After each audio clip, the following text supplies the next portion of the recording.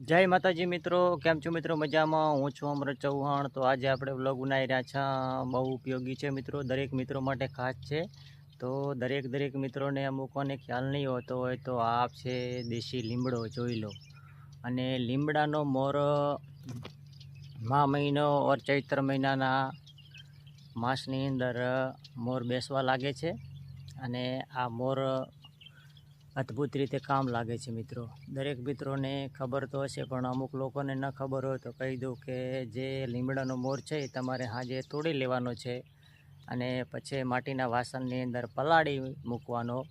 અને પછી તમે સવારના 1-2 ચમચી પીઓ કે ગ્લાસ ભરી પીઓ તો તમને જિંદગીની અંદર તાવ કે શરદી કે માથાનો કોઈ દુખાવાની તમને કોઈ સમસ્યા નહીં રહે મિત્રો.